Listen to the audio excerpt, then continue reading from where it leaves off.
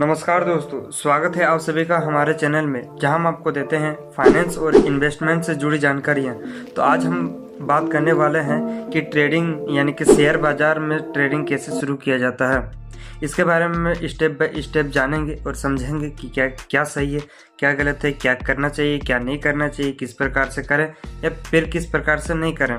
इसको हम लोग जानेंगे और समझेंगे, तो बने रहेगा वीडियो के अंत तक। तो पहला आता है ट्रेडिंग क्या है। सबसे पहले ये समझते हैं कि ट्रेडिंग है क्या। शेयर बाजार में ट्रेडिंग का मतलब होता है शेयरों को खरीदना और बेचना। इसमें आप कंपनी के परफॉर्मेंस और बाजार की चाल से मुनाफा कमा सकते हैं। दूसरा है कि ट्रेडिंग शुरू करने के लिए हमें क्या चाहिए होता है। पहला तो हमें पैन कार्ड और आधार कार्ड चाहिए होता है। आपको अपना आधार कार्ड और पैन कार्ड तैयार रखना होगा, क्योंकि ये जरूरी है केवाईसी डॉक्यूमेंट्स के लिए। दूसरा है बैंक अकाउंट। आप लोगों के पास एक एक्टिव बैंक अकाउंट होना चाहिए ताकि आप ट्रेडिंग करने के लिए पैसे ट्रांसफर कर सकें। तीसरा है डीमेट और ट्रेडिंग अकाउंट होना चाहिए। डीमेट अकाउंट में आपके शेयर स्टोर रहते हैं। ट्रेडिंग अकाउंट में आप शेयर खरीद सकते हैं और बेच सकते हैं। तीसरा है सही ब्रोकरेज प्लेटफॉर्म चुनना। एक अच्छा और भरोसेमंद ब्रोकरेज चुनना बहुत जरूरी होता है, क्योंकि प्लेटफॉर्म फीस, सुविधा और इंटरफेस के लिए आपके लिए उपयुक्त हो। चौथा है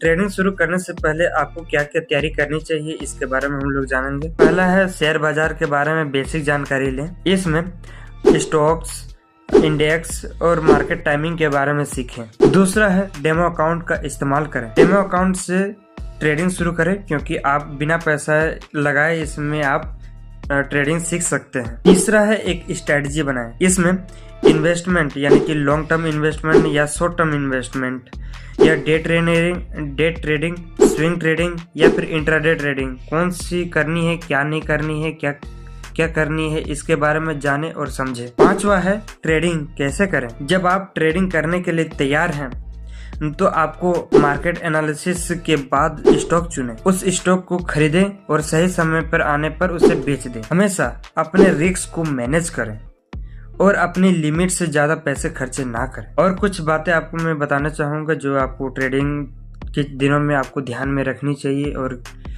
आपको काम में ये सारी चीजें आएंगी जरूर।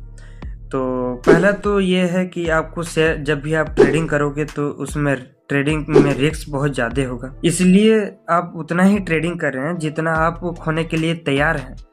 मान लीजिए आपने यदि लाख रुपये लगा दिया और खोने के लिए बस खोल लिया, आपने 30,000 रुपया खो लिया, यानी कि 70,000 रुपये बच गए आपके पास, तो आप करोगे कैसे, उसको मैनेज कैसे करोगे। आप और लोन लोगे या फिर किसी और से बोलोगे या फिर दे दे भाई पैसा दे दे, ये कर दे वो, नहीं, ऐसा नहीं होता। ऐसा आप करोगे तो आप घाटे में बिल्कुल जाओगे। इसी चलते रिस्क है, तो आपको संभल के खेलना पड़ेगा या फिर करना पड़ेगा। तो अपना रिस्क जरूर मेंटेन करें। दूसरा है भावनाओं में फैसले ना लें। बहुत सारे लोगों को मैंने देखा है कि यार मार्केट अप डाउन हो रहा है। हाल फिलहाल में मैंने देखा था पैनिक स्टॉक एक ऐसा माना जाता था कि अचानक बूम कर गया था। तो इसको आप संभल कर करना पड़ेगा। क्यों बूम हुआ, उसके कारण क्या थे, उसमें कौन कौन से फैक्टर्स हैं जो उनके बूम करने का काम आए, तो इनके बारे में आपको संभल के जांचना पड़ेगा, संभल के करना पड़ेगा।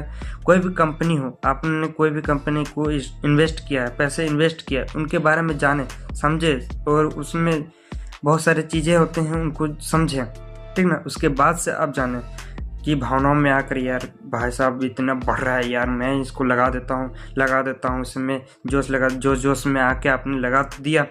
लेकिन उसी वक्त जब बड़े डीलर होते हैं जो कि बहुत सारे पैसे लगाए होते हैं, उन्होंने जब मार्केट वही लोग ऊपर चढ़ा चुके होते हैं, जब वो लोग अचानक सडनली वो पैसे निकाल देते हैं तो वो आपको पैसे धड़ाम से गिर जाते हैं, यानी कि आपको जीरो पैसे बन जाते हैं। यानी आपने मान लीजिए आपने 10,000 लगाए, उसमें 10 भावनाओं में बहकर तो आपने 10,000 लगा लिया, ठीक ना। तो 10,000 लगा लिया, आप सोच रहे होगे यार मेरा 20,000 होगा, 30,000 होगा, 40,000 पैसे होंगे, लेकिन नहीं।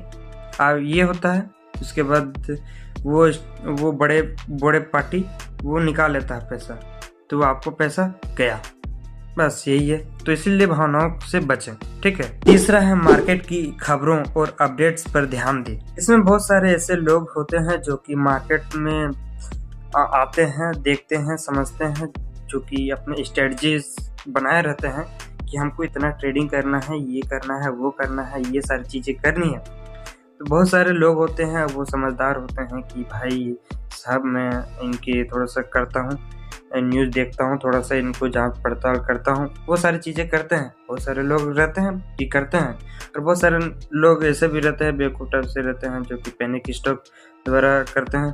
अचानक सडनली बूम कर जाता है तो वो घबरा या फिर कोई ऐसे वैसे होता है जो पैसे लगा देते हैं तो डूब जाते हैं। कुछ समझदार आदमी भी रहते हैं जिससे बहुत सारे पैसे बना भी लेते हैं। वो अपडेट हमेशा रहते हैं, वो पढ़ते रहते हैं, जानते रहते हैं, समझते रहते हैं, वो सीखते रहते हैं, इसके बारे में वो अधिकतर अपडेटेड रहते हैं, ताकि वो आजकल देखते हो आप लोग, मेरे फेवरेट हैं अजय सर।